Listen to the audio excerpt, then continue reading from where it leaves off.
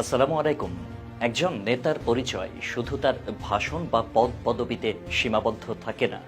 একজন নেতার আসল পরিচয় ফুটে ওঠে তখন যখন তিনি দুর্বলতার মধ্যেও অবিচল থাকেন, পড়ে গেলেও উঠে দাঁড়ান, আর শারীরিক কষ্ট নিয়েও দায়িত্ব শেষ না করে থামেন না।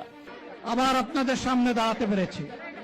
জামায়াতে ইসলামের আমির ডাক্তার শফিকুর রহমানের মঞ্চে ঘটে যাওয়া সাম্প্রতিক ঘটনাটি ছিল ঠিক তেমনই একটি মুহূর্ত, যা দেখে কেউ নিছক শারীরিক দুর্বলতা হিসেবে দেখবেন, আর কেউ দেখবেন নেতৃত্বের এক নিঃশব্দ জয়। তিনি মঞ্চে উঠেই একবার পড়ে গেলেন, তারপর উঠে দাঁড়ালেন, কিছুক্ষণ পর আবার পড়ে গেলেন। উপস্থিত সবাই চিন্তিত। কেউ হয়তো মনে মনে বলছেন, বক্তৃতা বাদ দিন, বিশ্রাম নিন।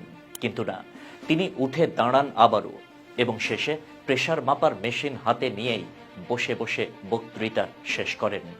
18 কোটি মানুষের একজন হয়ে কথা বলতে। এই দৃশ্য নিছক একটি প্রোগ্রামের অংশ ছিল না, এটা যেন হয়ে দাঁড়ায় জীবনের এক প্রতীকী গল্প। বারবার পড়ে যাওয়ার পরও হাল না ছেড়ে দেওয়া, এটাই তো একজন নেতার আসল শক্তি। আমরা যারা শুধু চেয়ারে বসে নেতা নির্বাচনের কথা বলি, ভালো মন্দ বিচার করি, তারা অনেক সময় নেতার এই অদৃশ্য সংগ্রামটুকু দেখি না।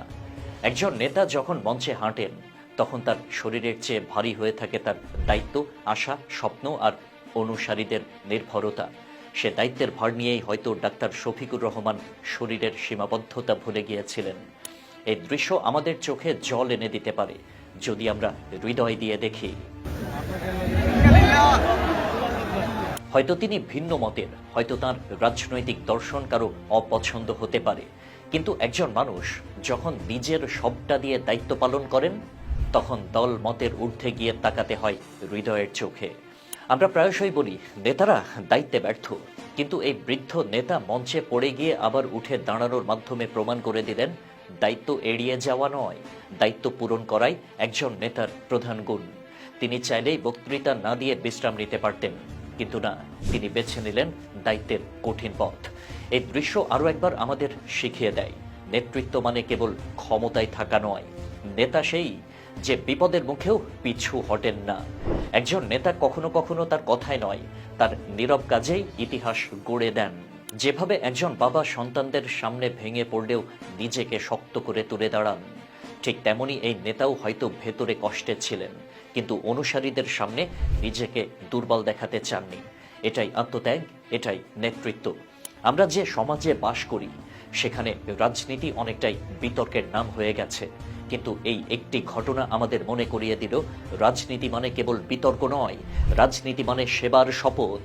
শারীরিক দুর্বলতা তাকে থামাতে পারেনি, কারণ তার ভেতরের বিশ্বাস এখনো অটুট। তার চোখে ক্লান্তি ছিল, কিন্তু কণ্ঠে ছিল অদম্য শক্তির ধ্বনি। মুক্তি অর্জন হওয়া পর্যন্ত আমাদের লড়াই অব্যাহত থাকবে। এটাই হয়তো একজন নেতার সবচেয়ে বড় পরিচয়। শরীর যখন হার মানে, তখন মনও লড়ে যায় শেষ পর্যন্ত। অন্যদিকে এই দৃশ্য আমাদেরকে অনেক বড় একটি প্রশ্নও করে দেয়, আমরা কি সত্যিই একজন নেতার এই দায়বদ্ধতা ও কঠোর পরিশ্রমকে যথাযথ সম্মান দিয়ে থাকি? আজকের সময়ে নেতা থেকে আমরা কি শুধুই বড় বড় কথা, দপ্তরের বিলাসিতা বা ক্ষমতার ঝলকই চাই, নাকি আমরা চাই একজন নেতা যিনি শারীরিক দুর্বলতাকে হার মানিয়ে দায়িত্ব পালন করেন, যিনি ব্যক্তিগত স্বার্থের ঊর্ধ্বে উঠে জনগণের কল্যাণের জন্য নিবেদিত? ডাক্তার শফিকুর রহমানের এই দৃশ্য আমাদের স্মরণ করিয়ে দেয় যে নেতৃত্বের মর্ম কি। এটি হলো দায়বদ্ধতা, কর্তব্যপরায়ণতা এবং এক গভীর মানবিকতা, যা বড় থেকে ছোট সকল স্তরের মানুষকে একসঙ্গে বাঁধে। আমাদের উচিত এমন নেতাদের প্রতি সম্মান প্রদর্শন করা, যারা শারীরিক অসুস্থতা সত্ত্বেও নিজের দায়িত্ব ভুলে যাননি। এমন নেতারা আমাদের সমাজের জন্য এক অনুপ্রেরণা, কারণ তারা শেখান বিপদে মাথা নত না করাই প্রকৃত নেতৃত্ব। আর এটাই হয়তো আমাদের দেশের রাজনীতির সবচেয়ে বড় অনুযোগ, যে আমরা এমন অনেক নেতাকে প্রয়োজনীয় সম্মান দিতে পারি না, যারা নিজেদের জীবনের মূল্যই তুচ্ছ করে জনগণের সেবা করে যান। শেষ পর্যন্ত একজন নেতার পরিচয় তার পদ বা ভাষণের বাহারেই নয়, তার সংকল্প ও দায়িত্ব পালনেই। যখন কঠিন পরিস্থিতিতেও তিনি দাঁড়িয়ে থাকেন, নিজেকে বিলিয়ে দেন, তখন আমরা বুঝতে পারি তার প্রকৃত মানসিক শক্তি ও নৈতিকতার মাত্রা। ডাক্তার শফিকুর রহমানের এই দৃশ্যটি আমাদের সামনে এনে দিয়েছে নেতৃত্বের সেই দৃষ্টান্ত, যা প্রজন্ম থেকে প্রজন্মে অনুপ্রেরণা হয়ে থাকবে। আল্লাহ হাফেজ।